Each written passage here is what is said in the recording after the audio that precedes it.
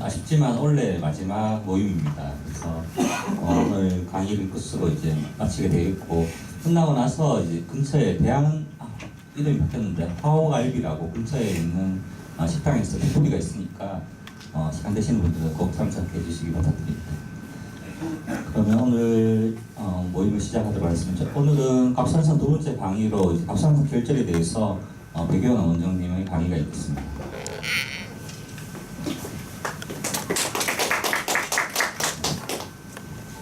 네, 안녕하십니까. 소토트 내과의 백예원입니다.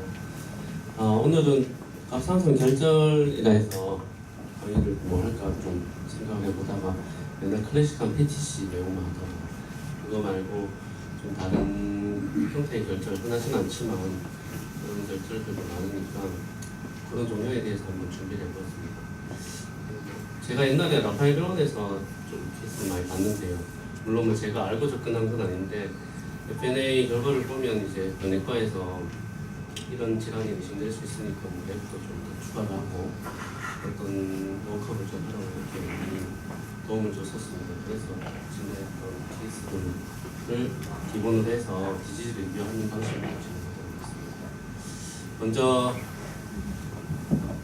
갑상선 종양의 어떤 발생에 대해서 먼저 기본적으로 보고 진행하도록 하겠습니다.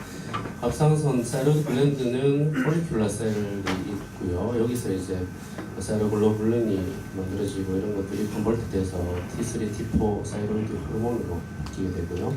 이 폴리큘 주위에 있는 파라폴리큘러 셀, 파라폴리큘러 C셀 등이 있습니다. 여기서 이제 칼시토닌을 만들어서 이게 이제 칼슘 대사에 관여를 합니다.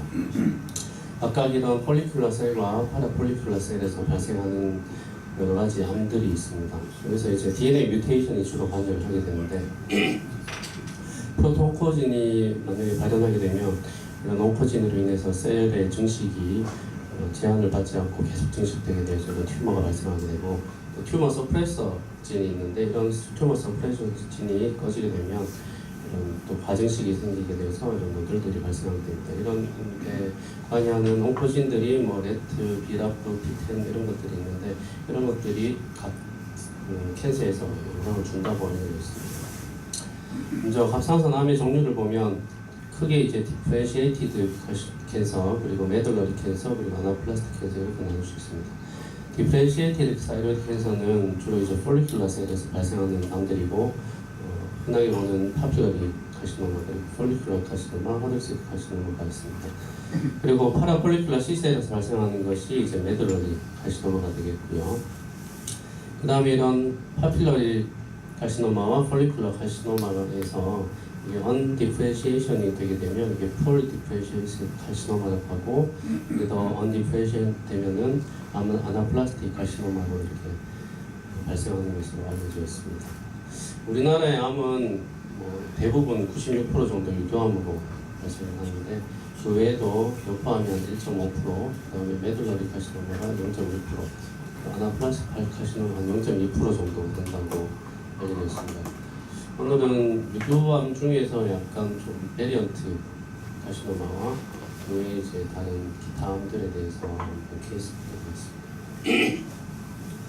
현재 칩 컴플레인은 대부분 특별한 건 없었습니다. 그냥 냉매스, 냉노듈로 오셔서 FNA를 통해서 이제 의심을 해서 진단을 하는 케이스였습니다.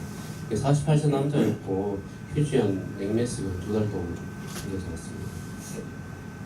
초파상을 보면 레프트 롭은 거의 노말로 관찰되는데 라이트 롭은 시스틱 매스가 있는데 이게 너무 커서 한 화면에 들어오지도 않습니다. 깊이는 한 4cm 정도 되는데 좀 더 뎁스를 줄여서 보니까 대부분 이제 시스트이고 그쪽에 이제 뮤랄 노듈이 있는데 뮤랄 노듈에 이제 특징적인 마이크로 칼피케이션 관찰되고 있습니다. 이게 트윙클링 아티팩트인지 이게 베슬 바스큘라는 지금 기억이 잘 안 나는데 하여튼 아티팩트 같은 게 있었고요. 그래서 환자한테 이제 시스트 아스피레이션을 먼저 했습니다. 60cc 정도 약간 옐로우션, 핑컬러지가 아스피레이션 쭉 한 다음에 뮤랄 노듈에서 다시 FNA를 넣어가지고 사이톨로지를 얻었습니다. 그리고 그 주위에 임파선들이 좀 어브노멀한 임파선들이 있었습니다.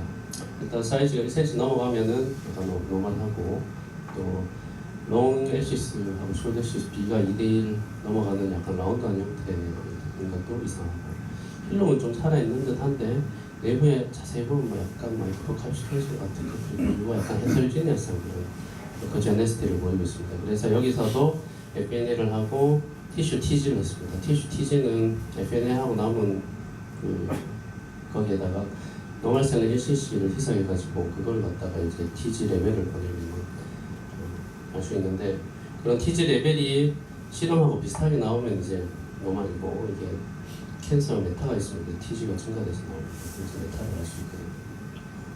CT를 보면 이제 라지안 휴지한 메스 있고, 내부에 이제 뮤랄로 둘러 생각되는 그런 솔리드 포션이 관찰되고 있습니다.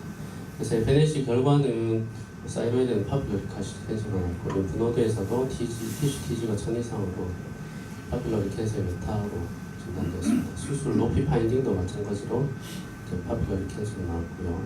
이 케이스는 이제 시스틱 PTC입니다. 베리언트가 하기는 좀 그렇지만 어쨌든 파퓰러리 칸시노마의 한 형태이고요. 이런 시스틱 PTC가 뭐 예후나 이런 데 어떤 영향을 주는지 뭐 초음파 저널을 한번 찾아봤는데, 전체 사이로이드 캔서에 시스틱 체인지, 프로미넌트한 시스틱 체인지를 보이는 경우 50% 이상 정도의 시스틱 체인지 있는 경우가 한 2.5에서 6% 정도 된다고 되어 있습니다.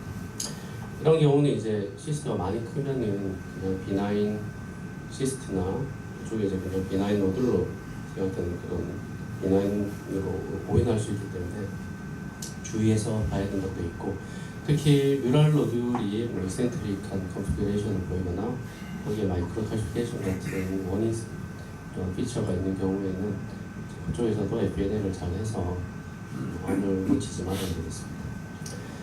그래서 이제 그런 시스틱 PTC하고 시스틱하지 않은 시스틱 포션이 50% 미만인 PTC하고 어떤 차이가 있는지 봤는데 뭐 특별하게 차이가 있는 것은 없었고, 그냥 사이즈만 좀 차이가 있었습니다. 사이즈는 뭐 생각해보면 당연한데, 이런 시스틱 체인지가 생긴 이유가 이제 인팍션이나 디스트럭티브 프로세스 때문에 안쪽에 이제 시스가 차기 때문에 당연히 사이즈가 큰 걸로 이렇게 볼 수 있거든요. 근데 이런 리커런스나 이런 거에 어떤 예우인자가 되는지를 비교해 본 논문이 있었는데, 이런 50% 이상의 시스틱 체인지를 보이는 PTC나 25% 이상의 시스틱 체인지 보이는 PTC가 특별히 뭐 더 예우가 나쁘지는 않다는 걸로 나와 있었습니다. 예우에 영향을 미치는 거는 사이즈, 메일 젠더, 림프노드 메타 있으면 당연히 예우가 좀 단종되고 그렇게 논문에서 얘기하고 있었습니다. 두 번째 케이스입니다. 46세 여자분이었고요. 사이로이드 노들로 FNAC였습니다. 보면은 양쪽으로 이제 특별하게 고이트나 또 헤테로지너스한 에피제네스틱 같은 것들은 없습니다. 라이트 쪽에 한 7mm 내는 아이소이크한 노들이 있습니다. 내부는 좀 호모지니어스한 편이었고, 페리페리 쪽으로 라운드하게 하이퍼이크한 림을 가지는 헤일로 소변이 관측되고 있었습니다. 헤일로가 어떻게 보면 약간 굵기가 좀 일렉트릭한 것 같긴 한데 그런 소변이 있었습니다. 어쨌든 사이즈가 크진 않았지만 베인을 시행을 하였습니다. 반대편에는 이제 시스트, 프리도미넌트 시스티가 이런 메스가 있었고, 약간의 뮤랄로들이 있었지만 그런 마리그넌트를 시사하는 그런 피처는 관찰되지는 않았습니다. 양쪽에서 베인을 시행을 했습니다. 라이트 쪽에서는 말리그넌트, 파퓰러리 카시노마가 나왔습니다. 왼쪽은 그냥 일반 시스트로 나왔습니다. 그래서 일반적으로 이런 노들은 KT라드 한 3 정도로 로우 서스피셔스한 그런 노들인데 PTC가 나왔습니다. 그래서 이런 PTC가 어떤 게 있는지 한번 봤습니다. 김보현 선생님 강의 자료에 있던 사진인데, 이 세 가지 노들이 좀 다르게 보이니까 거의 세화분들은 비슷하게 보이는데요. 이게 맨 왼쪽에 있는 게 폴리큘라 아데노마고, 중간에 있는 게 폴리큘라 베리언트 PTC이고, 맨 오른쪽에 있는 게 폴리큘라 카시노마 미니멀 인베이시브 카시노마가 있습니다. 그래서 뭐 이런 것들을 감별하는 초음파 소견이 있는지 한번 저널을 찾아보았는데 특별한 건 없었습니다. 근데 일반적으로 파퓰러리 카시노마의 폴리큘라 베리언트는 초음파 소견이 좀 하이퍼 에코이하거나 또는 아이소에코이하고, 모양은 약간 오버한 편이고, 마진은 웰 디파인드 있고, 이제 하이엘로를 가진다고 되어 있습니다. 그리고 칼시피케이션이 없는 경우는 많다고 되어 있었습니다. 그래서 좀 다른 소견이 있는지 이제 새로운 어떤 그런 초음파상의 파인딩이 있는지에 대해서 한 논문이었었는데 왼쪽의 사진은 폴리큘러 베리언트 PTC이고 오른쪽의 사진은 그냥 일반 폴리큘러 아데노마입니다. 좀 자세히 보면은 둘 다 웰 디파인드 아이소이커에 관한 오바난 노드린 거 비슷한데요.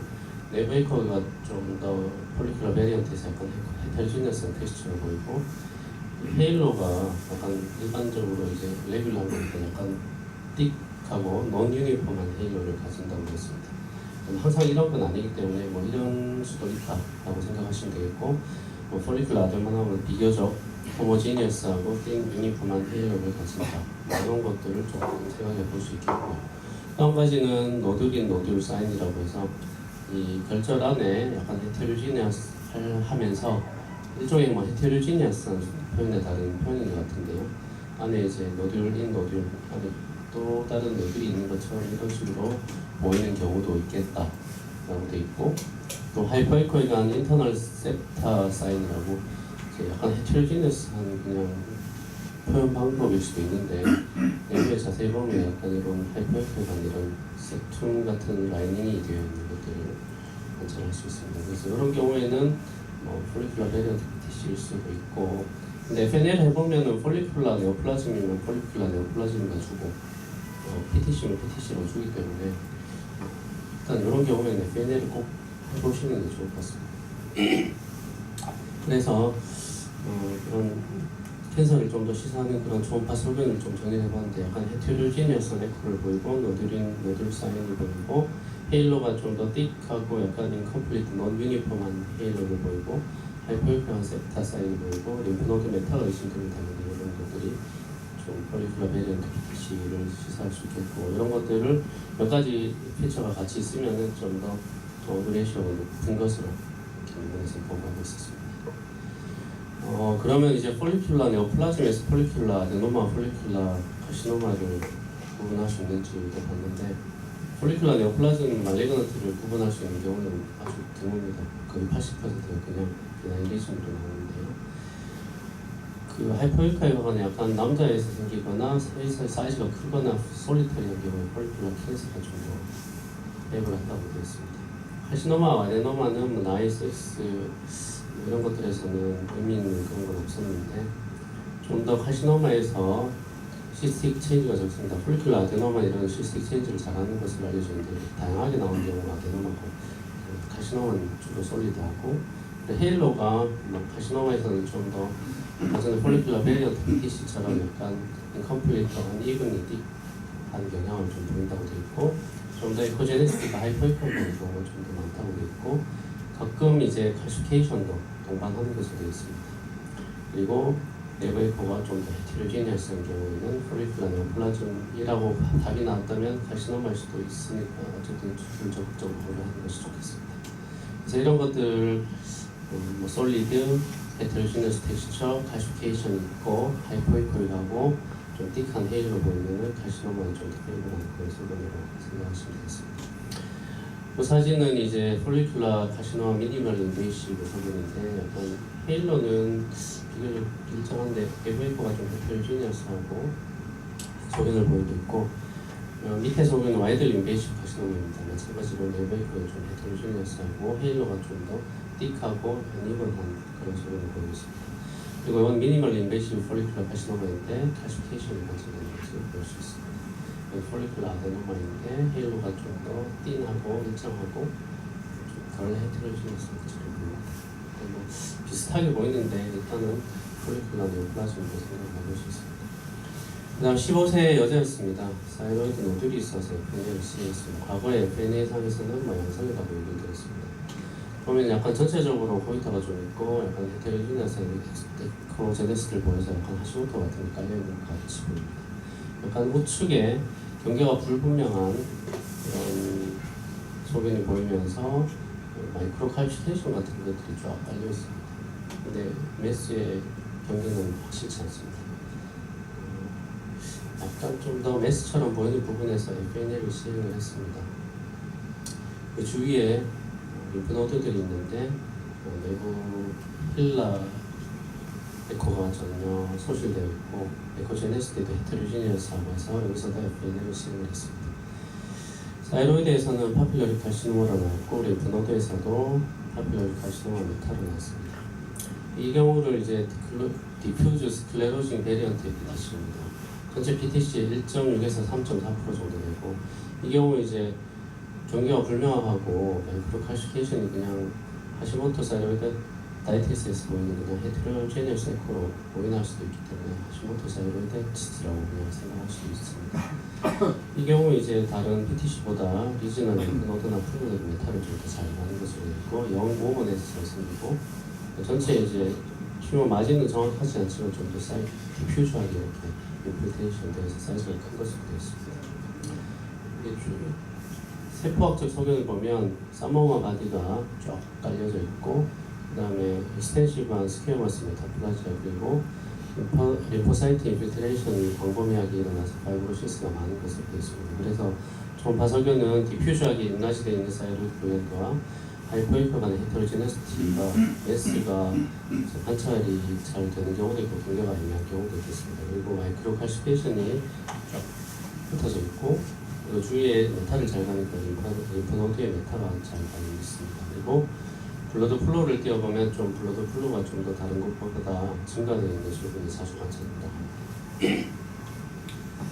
그 현미경 사진을 보면은 그렇게 스클레로시스 소견이 광범위하게 보이고 림파틱 인필트레이션이 광범위하게 되어 있고 이렇게 썸머와 바디들이 여러 군데 관찰되고 있는 소견이 스클레로징 베리언트의 전형적인 초음파 소견 아까 봤듯이 경계가 불명하고 헤테로지니어스한 에코제네시스를 가지고 있고 마이크로칼시케이션이 스캐터되어 있는 소견이 보이고 블러드 플로우를 띄워보면 블러드 플로우가 이 주위에서 조금 더 증가되어 있는 그런 소견들을 관찰할 수 있고 초음파 사진은 현미경상으로는 썸머마 바디가 쫙 깔려있는 그런 소견을 볼 수가 있겠습니다.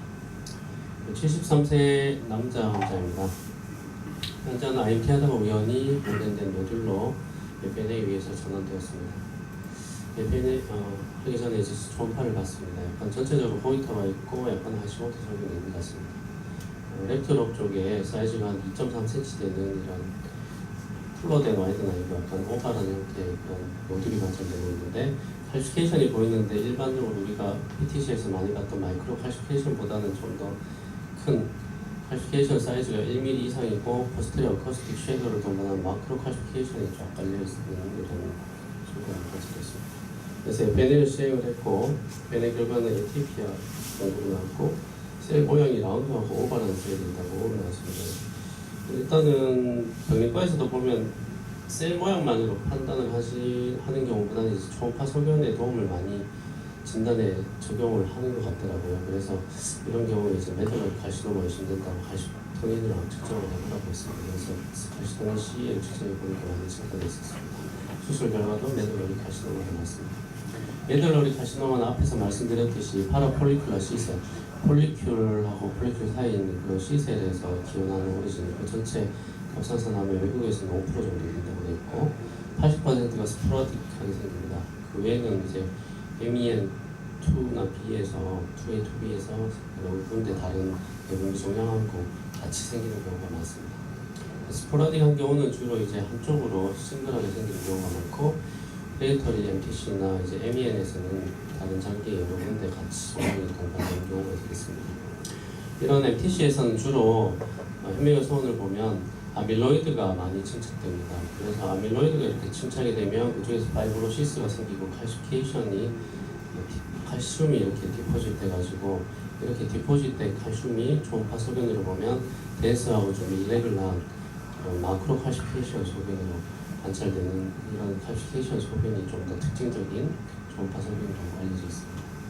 현미경 사진을 보면은 셀은 약간 좀 로뷸라, 인슐라 보이게 뚝뚝 떨어져서 이렇게 크로스하는 양상을 보이고 주위에 이제 아밀로이드가 이렇게 침착이 되면서 거기 칼슘이 디포지션 됩니다. 그러면은 썸머마 바디는 이제 림파틱스 끝에서 이제 그 에코시스템에서 칼시케이션 되는 작은 칼시케이션인데 이런 식으로 침착이 되니까 좀 큰 마크로 칼시케이션 소견으로 나타날 수가 있는 것 같습니다. 메들러리 카시노마와 PTC를 비교했는 논문을 봤더니 좀 더 PTC는 플로된 와이트가 좀 더 많았고 이 경우에는 그냥 오버이드 투 라운드를 하는 경우가 많았고 칼시피케이션은 PTCB에 비해서 마크로 칼시피케이션이 좀 더 많은 것으로 되어 있습니다만 되게 특징적인 소비는 아니지만 이런 경우가 많을 수 있다라고 생각을 하시면 되겠습니다. 이렇게 마크로 칼시피케이션이 있으면서 오버한 흑체를 보이고 이런 경우에 이제 레더를 칼시노마가 진단이 될 수 있으니까 마크로 칼시피케이션 보이는 하이포이코익한 오보이드한 모듈이 있으면은 그런 것도 염두에 두고 칼시토닌 같은 것도 같이 해보시는 게 좋을 것 같습니다. 그 다음 75세 여자분이십니다. 휴지한 고이터와 전체적으로 하이포이코익한 체인지를 보여서 내용을 하였습니다. 초음파 소견을 봤더니 랩트 쪽은 그냥 하시모토 소견이 있는데 사진이 그렇게 커져 있진 않고 비교적 에코는 뭐 아이소 에코익한 정도 수준에 있습니다. 근데 오른쪽은 왼쪽에 비해서 굉장히 커져 있고 에코제네시티가 매우 떨어져 있습니다. 그리고 이제 가로 줄무늬 같은 이런 색품 같은 것들이 여러 개 관찰되고 칼시피케이션은 설명이 되지는 않았습니다. 처음에 FNL을 했을 때는 그냥 리포사이틱 사이로이다이티스 이렇게 진단이 나왔는데 초음파 소견이 좀 의심스럽다 해서 다시 FNL을 해서 그런 림포사이트들만 쫙 빨려서 나오는 경우에 림포마를 의심을 해볼 수 있고 이런 초음파 소견을 보면 알고 접근을 해야지 진단을 할 수 있기 때문에 코니드 바이옵시라든지 그것도 이제 잘 안 되는 경우도 있지만 좀 더 적극적인 이벨리에이션이 필요한 그런 림포마 소견이 있습니다. 림포마는 전체 사이로이드 말리그넌시 한 5% 정도 되고요. 고령에서 잘 생깁니다. 리스크 팩터로는 프리엑지스팅 시모토 사이로이다이티스가 동반되는 경우가 아주 많고요. 갑자기 사이즈가 커지면서 그냥 커지는 게 아니라 홀스니스, 디스파시아, 디스미아 이렇게 동반되면은 반드시 림포마를 의심을 해보아야 되겠습니다. 당연히 인테로사이로이드한 경우에 프로그노시스가 좀 더 좋은 걸로 됐습니다. 그로스 파인딩은 그냥 이렇게 약간 그 생선 살처럼 약간 흰색의 어떤 표현을 보이고 현미경 소견을 보면 이게 정상적인 자연의 폴리클인데 포사이트들이 쫙 깔려있는 이런 소견들을 볼 수 있습니다.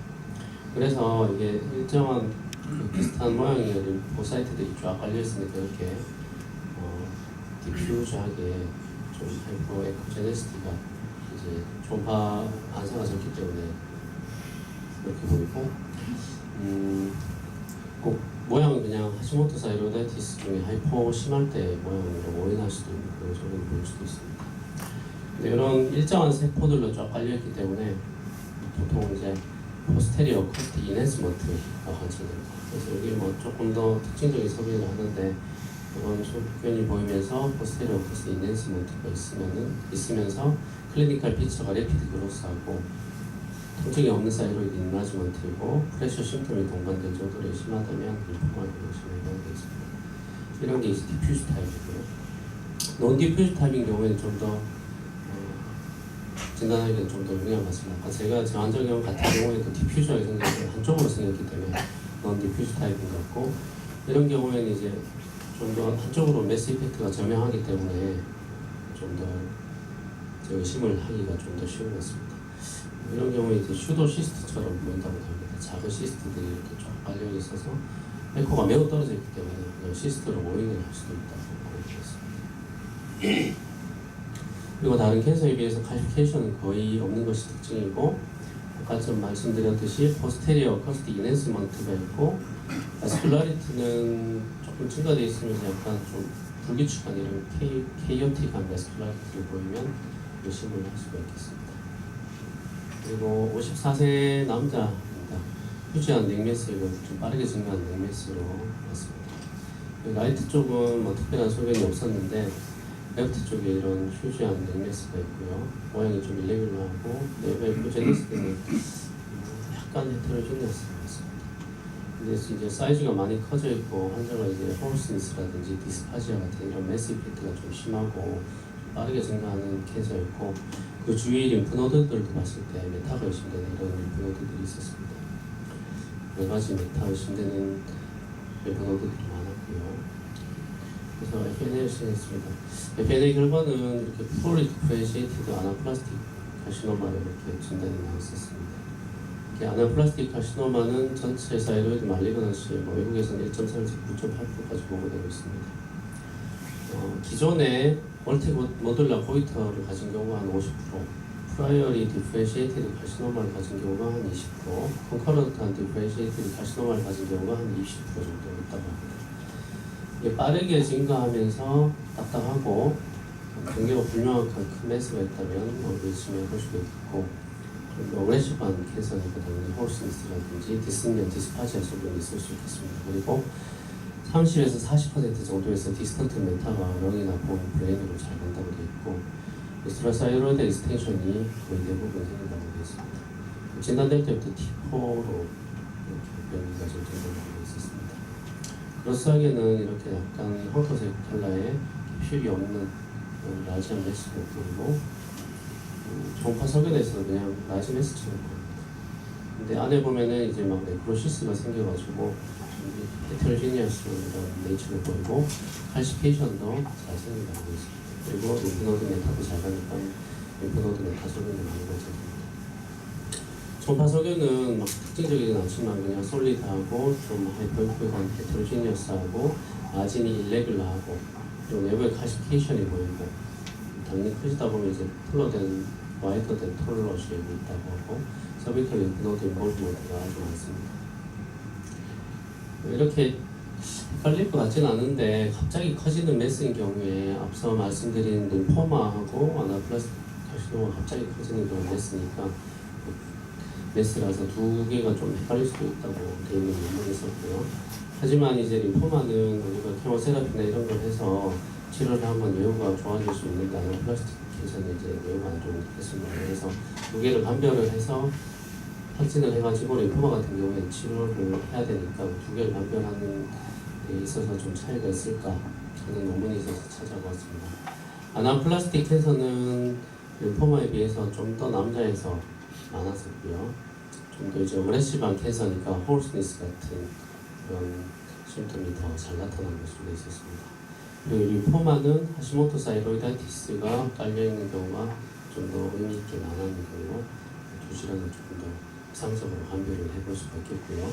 초음파 소견으로는 막 특징적이진 않은데, 아나플라스틱 카시노마에서 좀 더 노듈한 형태를 보이고, 림포마에서는 좀 더 디퓨즈 노듈라 믹스처 이렇게 골고루 이렇게 나타난다고 되어 있었습니다.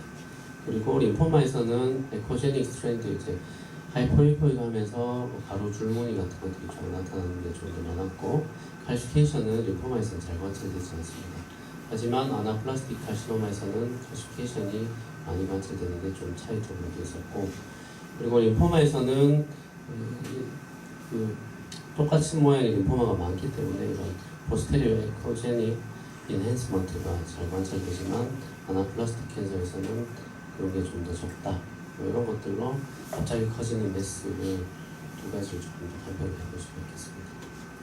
이게 림포마 사진이고요. 아까 전에 말씀드렸던 리니안 에코제닉 스트레치가 이렇게 에포이컬한 와중에 이렇게 관찰되고, 혈류량은 조금 증가되어 있고, 사진은 없는데 포스테리어 인핸스먼트를 보이고, 만약에 옆에 림프노드에 메타가 있다면 그 메타 소변도 림포마 소변처럼 에코제네스가 많이 떨어져 있는 이런 림프노드 메타 소변이 관찰됩니다. 반면 아나플라스틱 카시노마는 헤테로지니어스하고 모양도 좀 더 일레귤러하고, 림프노드 메타도 좀 림포마 메타하고는 좀 소변이 좀 다르고요.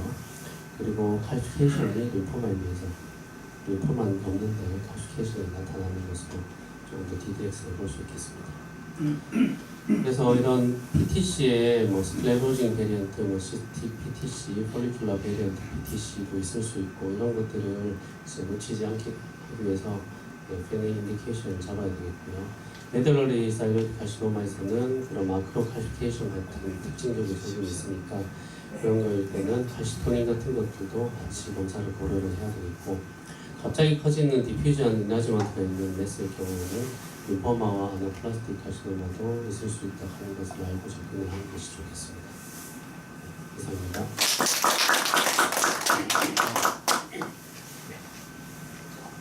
코멘트 조금 하고 그 다음에 정의당 선생님 마지막.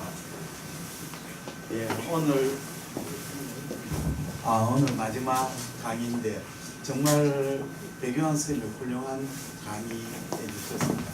지금까지 들은 강의, 갑상선 강의 중에서 최고로 수준이 높은 강의라고 생각됩니다. 제가 이제 갑상선 사실 그 의과대학이나 레지던트 할 때 거의 보지 못했습니다.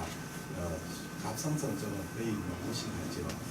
배웠는 거는 나중에 이제 제가 다리를 다쳐가 그 계명대학병원에 입원해가 수술하고 재활 치료하는 도중에 이제 그 재활의학과하고 병리과하고 마주보고 있습니다. 계명공간이지. 그래서 그 여름이 돼가지고 날씨도 덥고 집에 있으니까 집 사람이 자꾸 눈치도 보고 병리과에 이제 휠체어 타고 갔습니다. 여기 좀 피서를 좀 해도 되겠는데 그렇게 하라고. 그래서 가보니까 그 당시에 계명대학에서 그 이제 VNA를 병리과에서 하더라고요. 병리과에서. 그래서 옆에서 구경을 해보니까 굉장히 쉬워 보여요. 그 다음에 이제 바로 거기에서 VNA를 하면 어떻게 하냐면 5명 하고 바로 그 자리에서 이제 디프킥 하고 이제 그 뭡니까 그거 하고 팝하고 그 다음에 하나는 이제 셀라인 넣어가지고 하고 3개를 하고 5명 하고 난 뒤에 슬라이드를 밉니다. 밀어가지고 이제 바로 그 자리에서 현미경을 디프킥을 봅니다. 보고 변해가 잘 됐으면 그냥 환자 보내고 잘 안 보내면 환자를 다시 불러가 다시 변해를 하고 또 5명 되면 보내고 이러지. 그래서 저는 이제 하는 걸 보고 슬라이드 같이 봤어요. 보니까 갑상선의 변해는 상당히 저 세포 진단이 쉽거든요. 거기에 나오는 뭐 스트라키가 봐야 폴리큘러 앱스테리아, 림포사이트, 플라스마시에 뭐 몇 가지 안 나오거든요. 그래서 조금 보니까 대충 이제 알게 되겠습니다. 물론 어려운 건 무척 어렵습니다. 그래서 이제 병리를 먼저 배우고 거기서 그 다음에 초음파를 거꾸로 했죠. 병리 먼저 배우고 초음파 보니까 초음파가 훨씬 더 쉬워졌습니다. 그래서 이제 파피럴 캔서를 우리가 아까 설명했는데 타입이 여러 가지 있거든요. 우리나라는 이제 아까 했는데 96% 했는데 96%는 맞습니다. 책에는 파피럴 70%인데 우리는 절대적으로 파피럴 캔서가 많고 그 다음에는 이제 그 무슨 폴리큘러 네오플라스미고 그것도 좀 적지요. 그 다음에 뭐 림포마나 아나플라스틱 캔서 그 다음에 그 메주럴 캔서 그거는 거의 없습니다. 근데 이제 제가 그 배울 때 메주럴 캔서가 도저히 이해가 안 됐어요. 메주럴 하면 우리가 콜텍스 메줄라이죠, 수질. 근데 사이로이드 메줄라가 어디 있습니까? 콜텍스 없잖아요. 그래서 내가 병리과 선생님한테 메주럴 캔서가 말이 안 된다. 메주럴 어디 있습니까? 야, 사진 좀 찾아봐라. 그 메주라가 사진 참 2가지 뜻이 있어요. 하나는 콜텍스 메주라 있고 또 하나는 소프트하다는 뜻이 있어요. 그 메주라 연성이 원래 이제 파피럴 캔서는 딱딱한 암이죠, 사이로이드. 메주라는 몰랑몰랑한 암이래. 그러니까 메주럴인 거래. 그래 이제 말이 콜텍스 메주라 아니고 딱딱하지 않고 연성 소프트한 암이다는 그런 뜻입니다. 그렇게 이해가 됐습니다. 그 다음에는 이제 파피럴 캔서에 우리가 초음파 소견을 뭐 4가지 하지 않습니까? 이제 톨러된 와이드, 뭐 irregular, spiculated margin, 로베르 마진, 그다음 마이크로 칼시케이션, 하이포 에코이 이 4가지는 파피럴 캔서가 아까 설명을 다 했지만 이제 인베이지브 타입, 인베이지브 타입은 주위로 침면하고 캡슐이 없는 겁니다. 그렇죠? 이놈은 이제 주위로 침면에는 암이고 딱딱한 암이죠. 제일 많은 게 이제 인베이시브 타입입니다. 거기 이제 크라이테리아 4개가 들어가는 맞는 겁니다. 두 번째는 아까 이제 엔캡슐레이티드 타입이죠. 파피럴 캔서인데 주위에 이제 캡슐을 싸고 있는 파피럴 캔서입니다. 이래 되면 이제 이게 파피럴 캔서인지 그 우리가 폴리큘러 네오플라스인지 전혀 구별이 안 됩니다. 아까 뭐 크라이테리아 이렇게 비교하지만 그 잘 안 맞습니다. 해보면 폴리큘러 네오플라스미라고 생각했는데 엔캡슐레이터 파피럴 캔서 나올 수 있고 반대도 있습니다. 구별 잘 안 돼. 결국은 FNA를 해야 되는 겁니다. 그래서 이제 우리가 FNA에서 보면 병리과에서 어떻게 판독을 하느냐 하면 이제 세포를 딱 찔러 가지고 폴리큘러 네오플라스미의 진단은 이 파피럴 캔서는 세포 한 개만 나와도 진단이 되는 겁니다. 결국은 안에 세포의 구조를 세포 한 개를 보고 뉴클리어스를 보고 진단하거든요. 뉴클리어스 안에 이렇게 아주 이제 그 크로마틴의 패턴을 보고 하거든요. 그러니까 진단이 파피럴 캔서의 진단은 아주 정확합니다. 아주 뭐 거의 오지는 거의 없습니다. 근데 이제 문제는 매주 폴리큘라 네오플라스, 폴리큘라는 슬라이드를 쫙 깔아놓고 보죠. 보면 이제 이 우리가 정상인 사람을 찔러보면 폴리큘이 작은 것도 있고 큰 것도 있고 중간도 있고 그렇게 되죠. 다양하게 나오는데 이제 폴리큘라 네오플라스는 작은 마이크로 폴리클들이 깔리고 안에 콜로이드가 루스하고 콜로이드가 적고 폴리큘라 네오플라스는 혈관이 굉장히 풍부하거든요. 그 마이크로 폴리클 주위에 RBC가 깔리고 마이크로 폴리큘라 스트럭처가 있고 그 다음에 디제너레이션 세포가 별로 없습니다. 세포가 부서지면 이제 홈쉐이크를 해가지고 세포를 잡아먹는 마크로파지가 있는데 그게 없죠. 그러니까 아주 모노토너스하게 보입니다. 이게 사이로이드 늘 이제 강호철선생님이 가올 때 총파상의 호모지니어스하고 비나인처럼 보이면 그거는 말리기는 틀고 이제 안에만 네크로시스 뭐 칼시피케이션 있고 아주 우리가 보면 헤테로지는 그거는 비나인이죠. 비나인이죠. 그 반대입니다. 반대죠. 우리가 이제 그렇게 마이크로 폴리큘라 스트럭처 나오면 감별이 3개를 해야 됩니다. 첫째는 폴리큘라 네오플라스, 거기는 아데노 칼시노마 다 포함됩니다. 두 번째는 이제 우리가 혹시 이제 그 파피럴 캔서 중에 그 마이크로 폴리큘라 타입이 있거든요. 그런 타입이죠. 폴리큘라 베리언트 파피럴 캔서. 또 하나는 이제 노즐 하이퍼플라시아의 셀룰라 페이스거든요. 이제 노즐 하이퍼플라시아 처음 생길 때는 마이크로 폴리큘이 쫙 깔리면서 이제 그러면 이제 병리과에서 바쁩니다. 슬라이드 구석구석까지 이제 쫙 다 보고 난 뒤에 진단을 내게 되죠. 그러면 여기 보면 이제 폴리큘라 네오플라스름이 더 파시블하고 룰라트는 노즐라 하이퍼플라시아의 셀룰라 페이스 이런 식으로 이제 진단을 주게 됩니다. 그래 되면 결국 병리하고 그 소견하고 총파 소견하고 코릴레이션 해야 됩니다. 그 다음에 이제 노즐 하이퍼플라시아냐 아니라면 폴리큘라 네오플라스미냐 감별은 사실은 굉장히 어렵습니다. 일반적으로 폴리큘라 네오플라스는 아까 말씀대로 캡 주위에 헬로가 그 균질하면서 이분하면서 뺑 돌아가죠. 요거는 이제 파이브로시스를 가지고 있는 거죠. 그러나 이제 노즐 하이퍼플라시아는 노즐이 크면서 주위를 컴프레션했기 때문에 슈도 캡슐입니다. 그래서 나중에 이제 우리가 진단할 때 코어 바이오시 할 때 제일 중요한 것은 이 파이브로시스 그게 캡슐이 있느냐 없느냐가 또 진단이 되는 거죠. 그 다음에 이제 우리가 안에 이제 폴리큘라 네오플라스는 비교적 안에 종양이 크더라도 호모지니어스하고 저에코가 많고 네크로시스가 잘 안 일깁니다. 그러나 노즐 하이퍼플라시아는 이 좀 커지면 안에 네크로시스, 헤모라지 이런 걸 변성을 많이 일으킵니다. 그렇게 내부가 호모지니어스만 말리는 가능성이 있고 내부가 헤테로지니어스면 오히려 비나인 가능성이 많다고 그렇게 생각하시면 됩니다. 그 다음에 미니멀 인베이시브하고 인베이시브의 파피러리 폴리큘라 카시노마하고 폴리큘라 구별 안 됩니다. 이거는 수술해가지고 스페시면 다 잘라가 캡슐 인베이지브나 바스큘러 인베이지브나 림포노드 메타가 있느냐 없느냐 결정하죠. 그러나 와이들리 인베이지브 이거는 이제 아주 막 휴지하게 되고 이거는 우리가 하이퍼 바스큘러하고 이거는 이제 감별이 됩니다. 그렇게 결론적으로 우리가 폴리큘라 네오플라스미에서 아데노마하고 미니멀 인베이지브 감별이 불가능하다고 초음파나 FNA로서는 불가능합니다.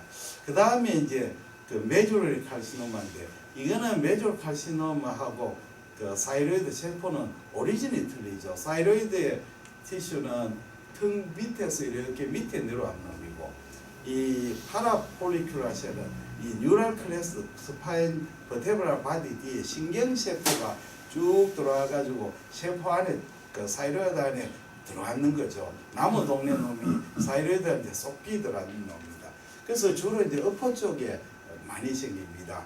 우리 왜 대구도 그렇지 않습니까? 이래 보면 대구 시내도 저 안동 사람은 대구 북구에 많이 살고 성서 저쪽에 뭡니까? 그 참외 많이 나는 그서는 서구에 많이 살고 영천 사람은 이 동부 쪽에 많이 살고 저쪽에 밑에 남쪽에 있는 그 어느 동입니까? 거기에는 저 수성 이 남쪽 남부에 좀 많이 살거든요. 이 좀 마찬가지로 뉴럴 크레스에 내려와 가니까 사이로이드 어퍼 쪽에 많이 생깁니다. 아까 설명을 잘 했지요. 그래서 특별한 소견은 사실은 없고 어퍼에 잘 생기고 아까 그 아미로이드에서 주위에 파이브로시스하고 칼시피케이션이 침착돼가 스노우프레이크 어피어런스에 그런 이제 마크로 칼시피케이션이 생기면 메주럴 캔서를 의심합니다. 근데 문제는 이제 그 병리과 의사의 자질이 굉장히 중요합니다. 병리과 의사도 이제 메주럴 칼시노마를 좀 경험한 사람은 진단하는데 잘 안 한 사람은 진단 잘 못합니다. 거기에 세포가 특징적인 이제 세 가지입니다. 하나는 이제 플라스마 사이트 비슷한 그런 스타일이 있고 스핀들 쉐이프 길쭉길쭉한 거 있고 또 하나는 이제 이렇게 사각형 폴리고날 타입의 세포인데 세포 보면 이제 크로마틴이 아주 뉴클레우스가 보면 뉴클레우스의 그라뉴리 굵습니다. 솔트 앤드 페퍼 피어런스 하고 그 다음에 사이토플라즘에 거기에 그라뉴리 많거든요. 신경세포입니다. 이거 신경세포는 다 똑같거든요. 어디 신경은. 그래서 병리과 의사 중에 그 경험이 있는 사람만 진단하는데 경험이 없는 사람 진단 못하는 것입니다. 그 다음에는 림포마 아까 너무 설명을 잘했는데 림포마가 사실은 디퓨즈 하거나 그러면 진단이 되는데 노즐로 하거나 작을 때는 오히려 진단 못합니다. 못 해가지고 그냥 뭐 하시모도로 그냥 진단을 내봅니다. 그래서 사실은 FNA에서 진단이 안 되는 게 잘 안 되는 림포마입니다. 그 코니들 바이옵시해야 진단이 되는 거죠. 병리과 의사 중에서도 이제 굉장히 그쪽에 잘하는 사람은 이게 서스피셔스 림포마다 코니들 바이옵시 하라 이런데 모르는 병리과에서 그냥 그 하시모독하고 진단 내버립니다. 그 다음에 우리가 아나플라 캔서는 정말 무섭습니다. 저는 2케이스 했는데 막 금방 빨리 죽습니다. 대번 래피드하게 하기 때문에 아까 말씀드린 대로 이 굉장히 크고 캡슐이나 주위에 트라케를 인베이전하고 마크로 칼시피케이션은 그 림포노도 있고 아주 휴지하죠. FNA에 보면 전번에 그 선생님 누굽니까 한정훈 선생님 케이스도 있었지만 아주 세포 그거는 진단 못하는 병리과 의사 없습니다. 그 다음에 문제는 갑상선을 저도 이제 제가 대구에 제일 유명하신 병리과 선생님한테 보내가지고 결과를 받아보면 제일 골치 아픈 게 이제 뭐냐면 그 ATP야 그걸 내주죠. 아우스를 내주는데 사실은 아우스가 왜 생기느냐 원인이 뭐냐 이렇게 이제 많이 이야기가 나오거든요. 얼마 전에 저한테도 강의하러 갔더니 아우스에 대해서 묻더라고요.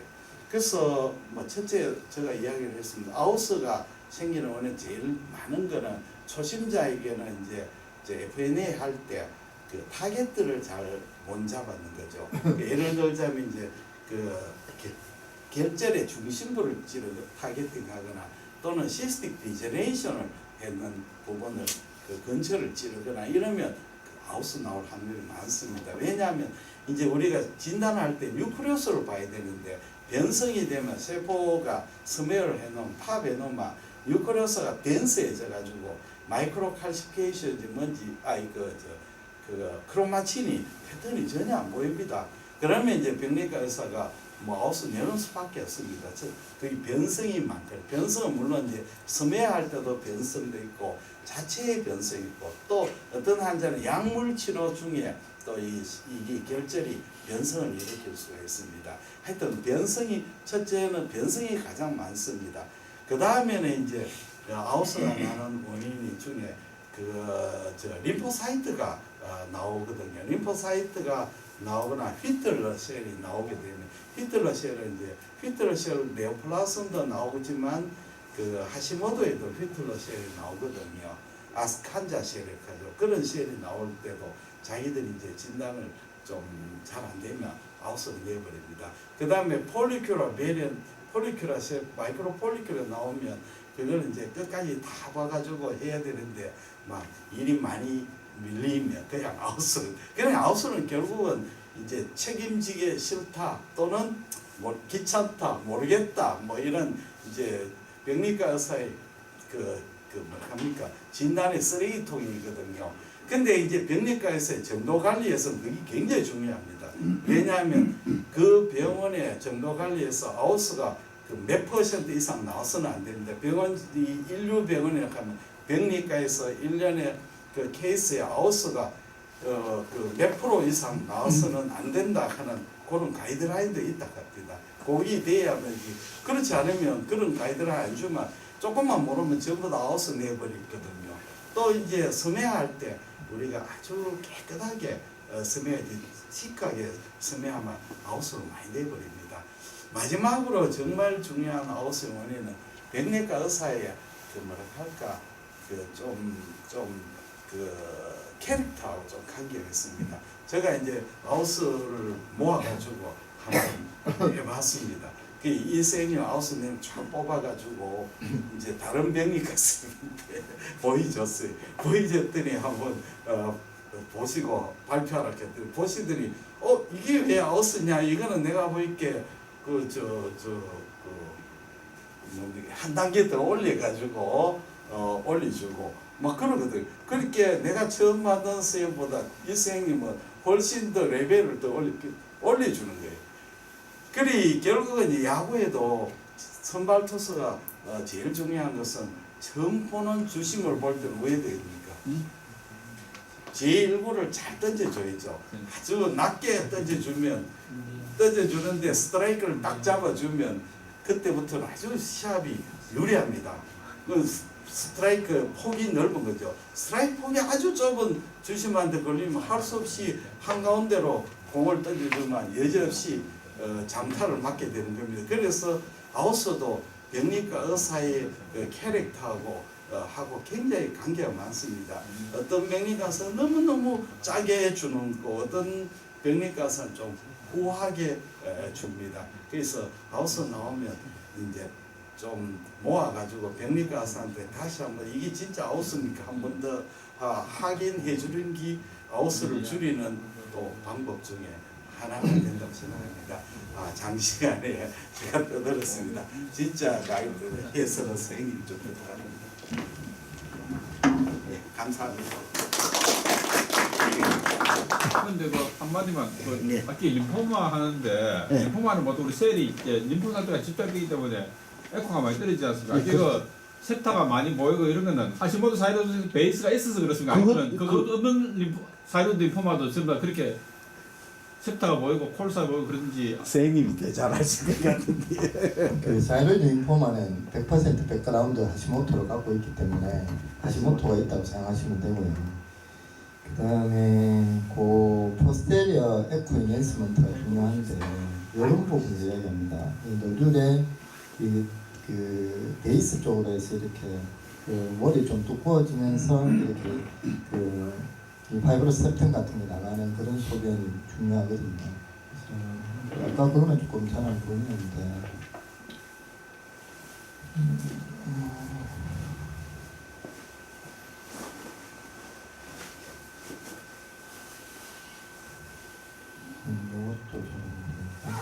요런 소변, 이런 이 노듈이 있으면서 뒤쪽으로 해서 이 머리 조금 두꺼워지고 이런 septum이 나가는 이런 소변이 이런 리니가 나게 나가는 이런 게 이제 포스테리어 에코 인핸스먼트가 증가된다 하는 거고, 이게 이제 림포마의 그 특징적인 종파 소견이고, 요 크기를 쭉 줄이면 이제 노듈라 타입이 됩니다.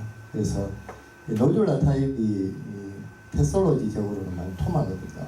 말토마고 그 말토마가 커져서 디퓨즈 라지 B셀 림포마가 되면서 디퓨즈 매스가 되거든요. 그래서 이걸 쫙 줄이면 그 이제 그 노듈라 타입이 되고 그러니까 결국 이제 하시모토 백그라운드에 하이포에코익 노듈이 있으면 그게 이제 PTC도 생각해봐야 되고 말토마도 생각해봐야 되고 그렇게 되겠죠. 그런데 거기에 이제 이런 퍼셀 그 에코 인핸스먼트가 있으면 좀 더 말토마를 의심해야 되고 그때는 이제 결국 이제 CMB를 코어 니들 바이옵시를 해야 진단이 되고요. 근데 코어 니들도 잘 진단이 잘 안 되거든요. 이게 말토마가 이제 그 풀브라운 된 게 아니기 때문에 결국 이제 그때는 이뮤노히스토케미스트리까지 필요합니다.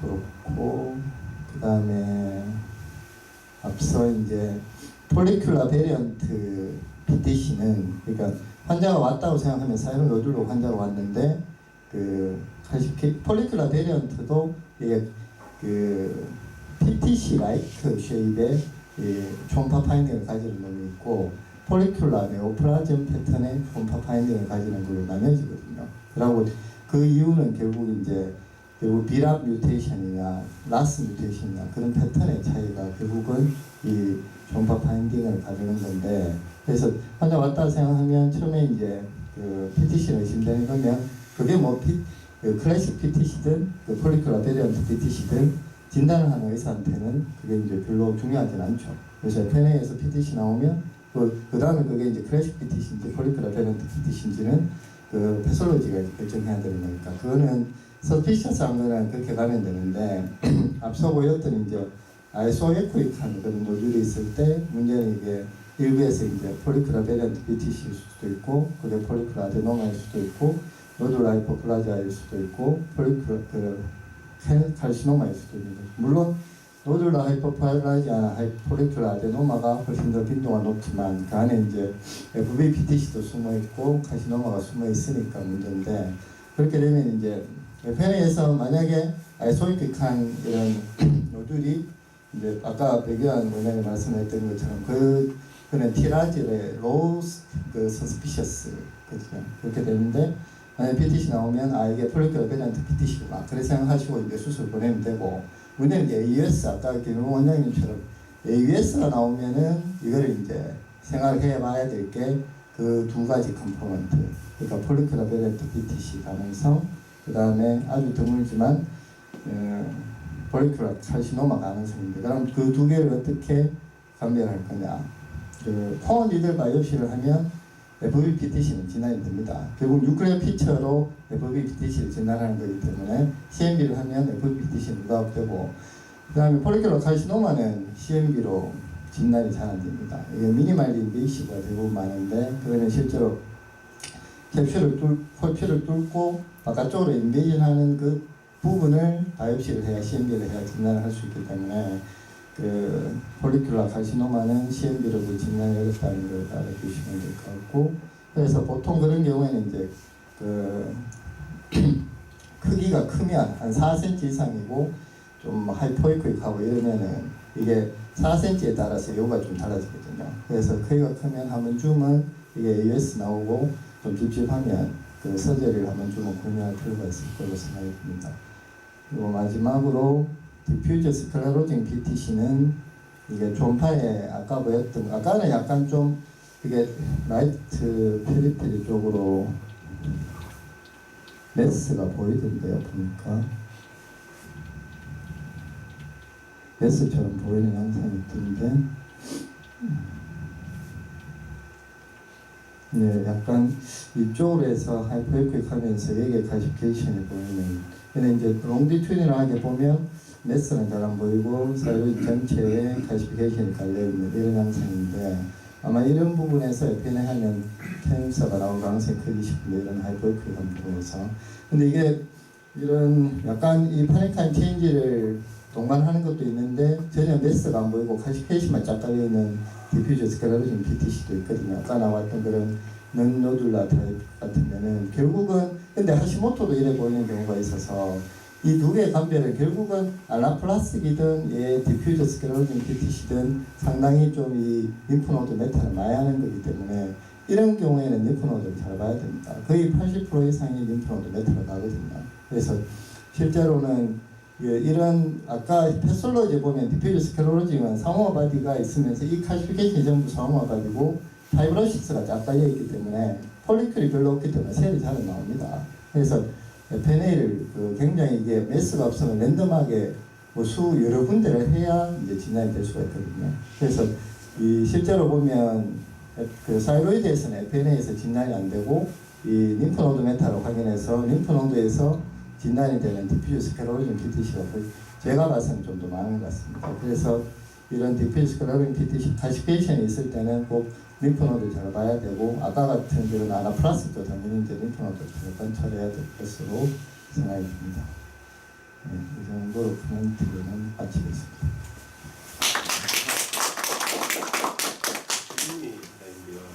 아이소에코이가 노출해서 하일로가 있는 아까 키스 같은 경우 있었지 않습니까? 예. 1cm가 안 되는 그런 곳 로스 같은 경우에 FNA를 하시는지 그건 이제 그 케이스 바이 케이스 그래서 그 인디케이션은 되진 않죠.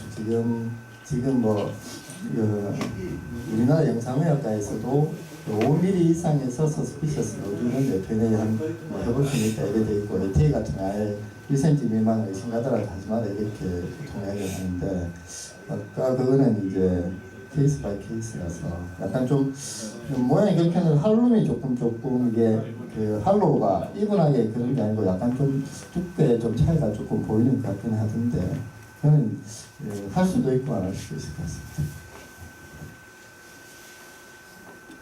키스 스위케이스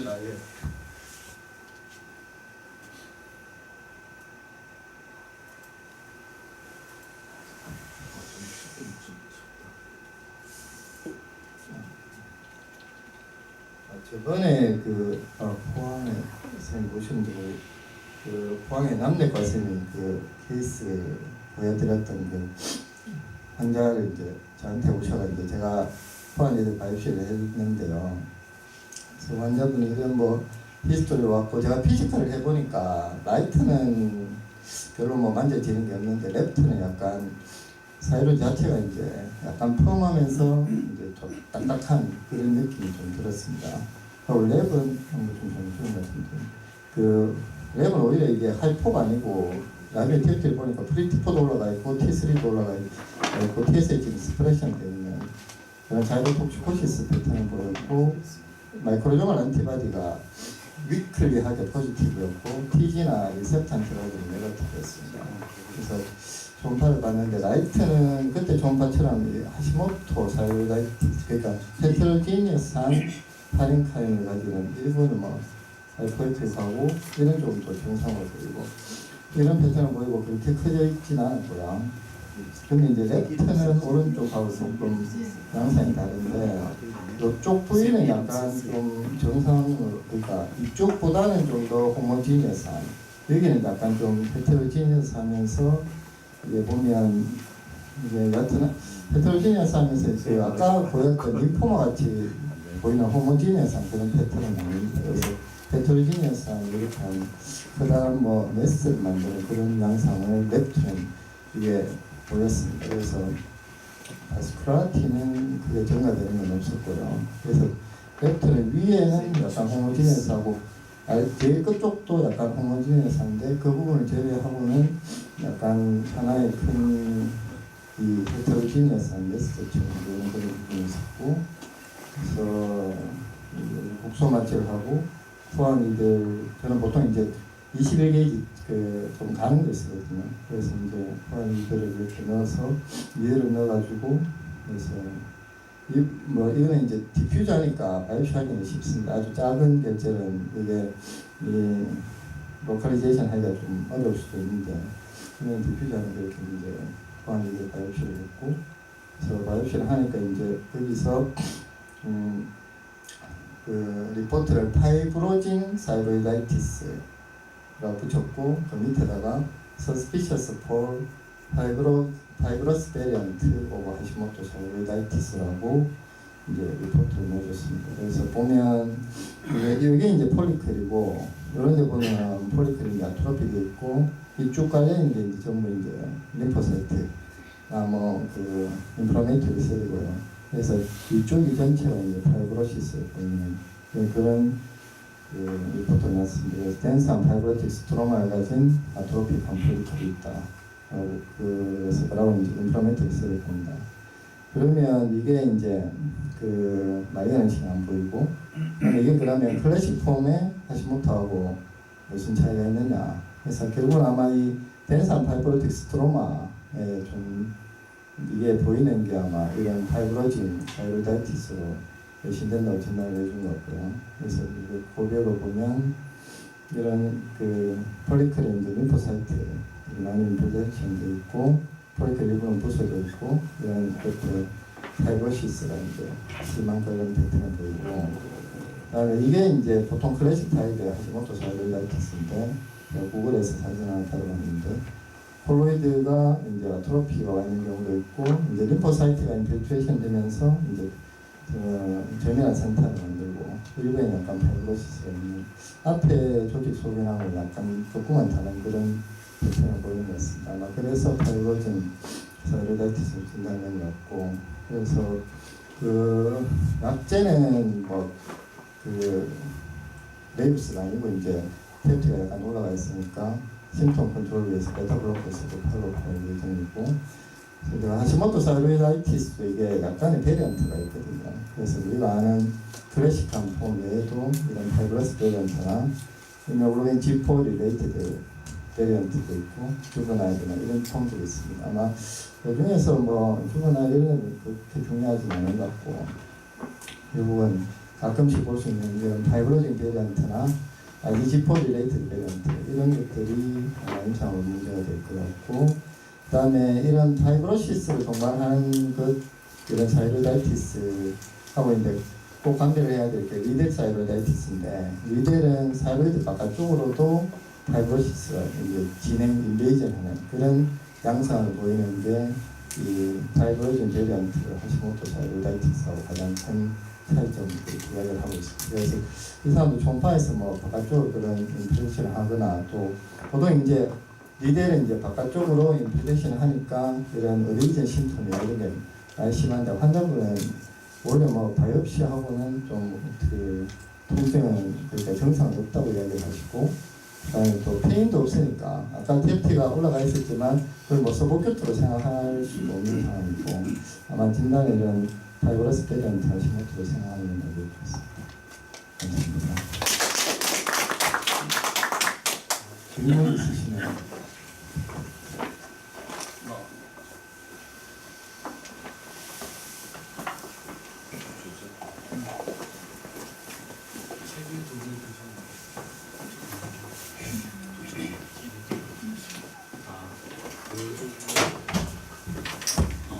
책을 두 권 기증을 해주셔서 원장님께서 시간 관계상 시간이 너무 많이 지체돼가지고 제가 보겠습니다. 안 보고.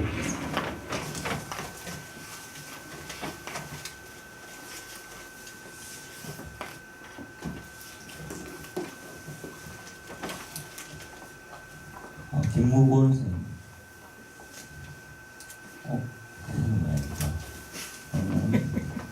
고영희 원장님.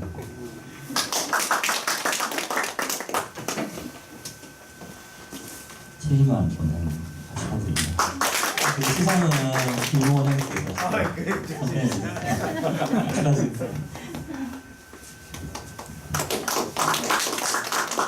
한 해 동안 고생 많으셨고요. 오늘은 여기서 마치도록 하고 2월 달에 이제 개강인데 2월 첫째 주가